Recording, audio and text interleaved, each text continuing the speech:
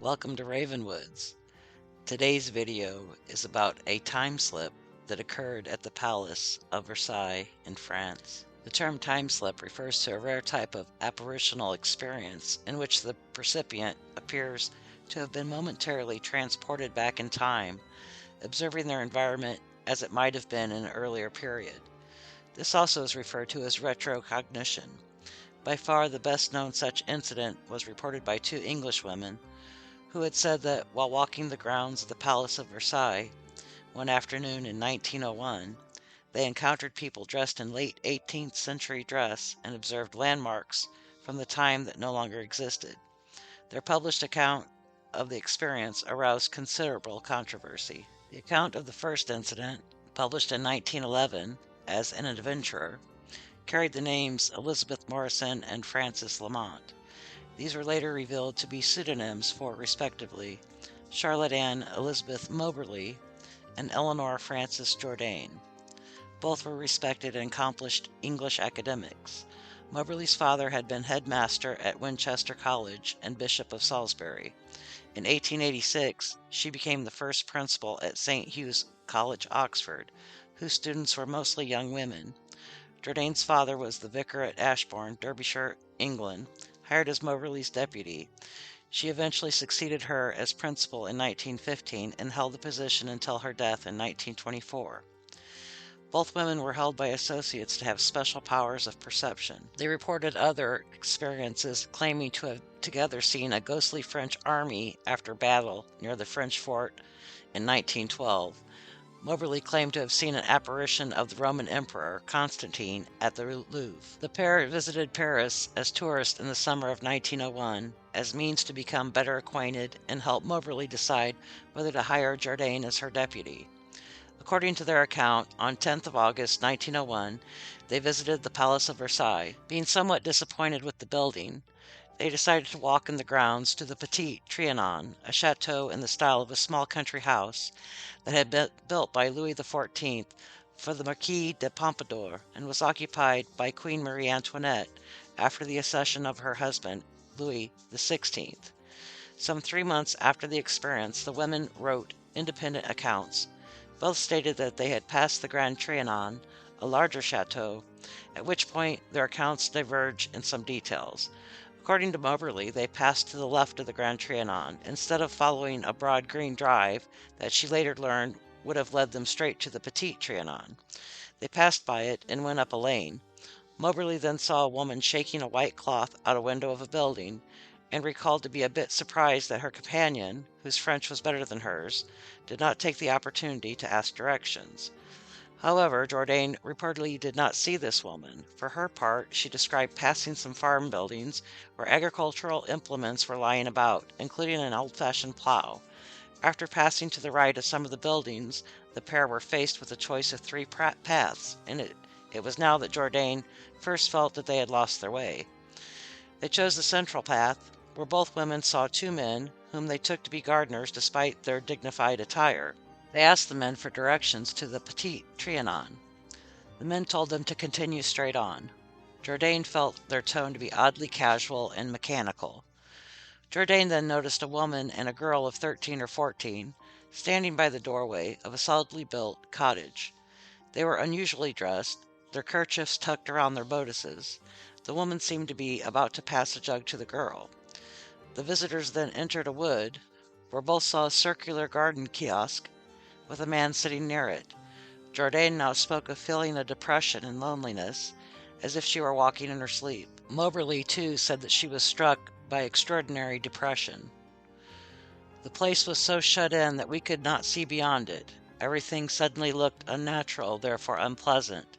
Even the trees behind the building seemed to have become flat and lifeless, like a wood worked in tapestry. There were no effects of light and shade, and no wind stirred the trees. It was all intensely still. The cloaked man looked at Moberly, who found his dark and rough-skinned face to be most repulsive, its expression odious.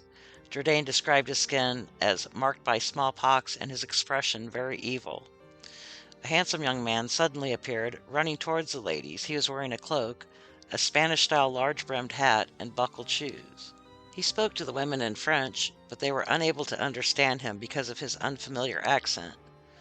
Both were struck by the oddness of his smile, but they followed his direction.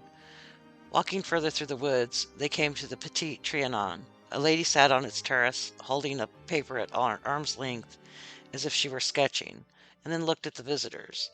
Moberly described her as pretty, but not young, fair-haired, and wearing a white hat, a summer dress, with a handkerchief-like arrangement on her shoulders atop of her bodice, a pale green fichu, and a full short skirt, old-fashioned and rather unusual. Jourdain did not see this lady at all, though she wrote, "As we approached the terrace, I remember drawing my skirt away with a feeling as though someone were near and I had to make room, and then wondering why I did." Heading towards the house, they were accosted by a young man, according to Moberly, or boy, according to Jourdain, coming out of what seemed to be an adjoining house. He offered to show them the way into the house, and this brought them back to almost where they had started. In the front entrance hall, things returned to normal, and they were kept waiting so as not to interrupt the arrival of a wedding party, and they entered a carriage to leave. The two women did not first talk about what had happened.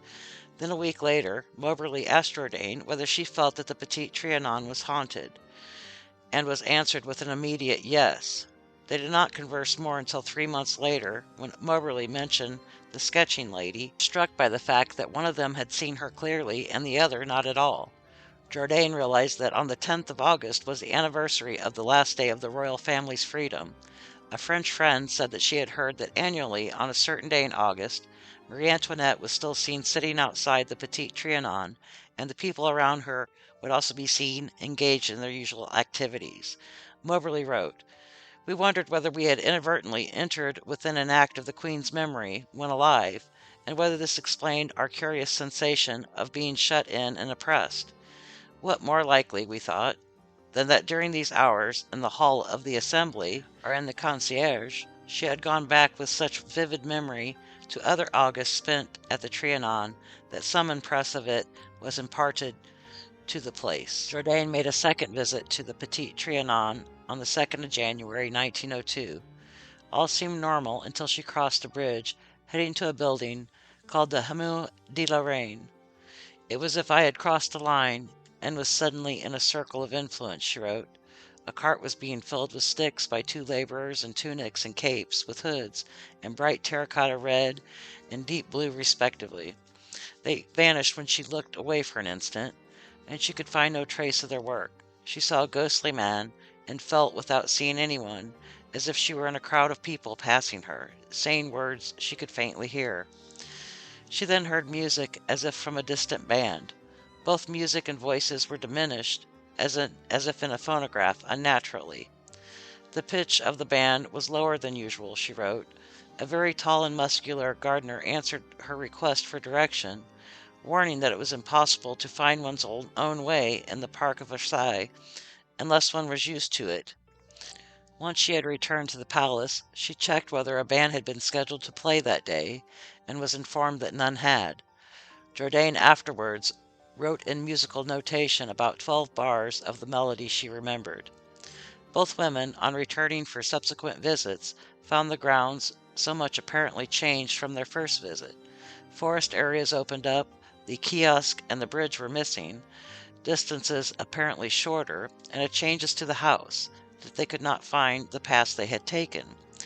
In 1908, Jourdain made another of many visits to the Petit Trianon, of which all but the two in 1901 and 1902 had been uneventful. While taking a shortcut past the guards' lodgings, she noticed two women sitting, arguing loudly. Their voices suddenly faded, and she wrote, "Suddenly and utterly unexpected, I knew that some indefinable changes had taken place. I felt as though I were being picked up and taken to another condition of things. I turned at once to look back, and saw the gates near which they were sitting melting away, and the background of trees again becoming visible through them, as on our original visit. But I noticed that the side pillars were becoming standing steady. These pillars were old and probably not been renewed since their original erection. The whole scene, sky, trees, and buildings, gave me a little shiver, like the movement of a curtain or the scenery of a theater. At the time, the old difficulty of walking on and making any way reproduced itself, together with the feeling of depression described in 1901 and 1902.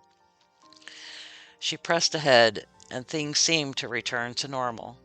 From books on the Revolution of Versailles, Moberly and Jourdain identified the evil-looking man they had encountered as the Comte de Vaudreuil, an ambitious courtier whom Marie Antoinette despised, and who was mixed-race Creole with smallpox-marked skin. A certain portrait of the Queen struck Moberly as looking precisely like the sketching lady. Attending a play by the Comédie Française, which was descended from the Royal Private Theatre and preserved its costume traditions, Jourdain noticed that the dress of some of the extras was almost identical to that worn by the garden officials she and Moberly had seen on the first visit.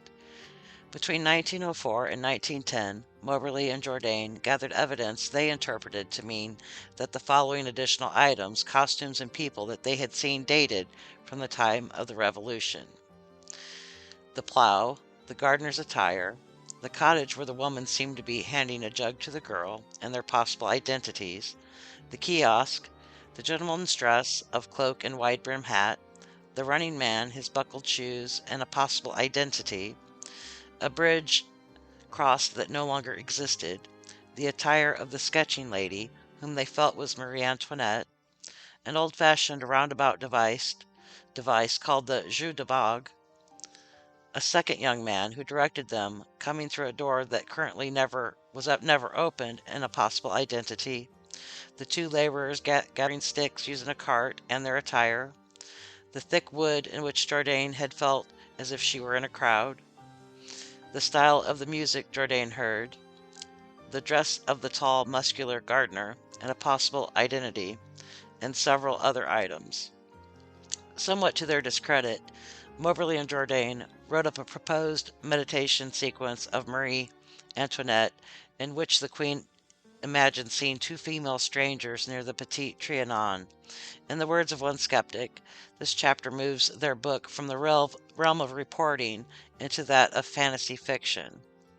Moberly and Jourdain stated no firm conclusions about the nature or cause of their experiences, but clearly implied that they entered apparitional scenes dating back to the Revolution, possibly due to the impression left on the terrain. Do you think that time slips are possible? Do you think that these two ladies actually slipped back in time, or that they just let their imaginations run wild? Let me know in the comments. If you'd like to see more content like this, please subscribe. Take care and have a good day.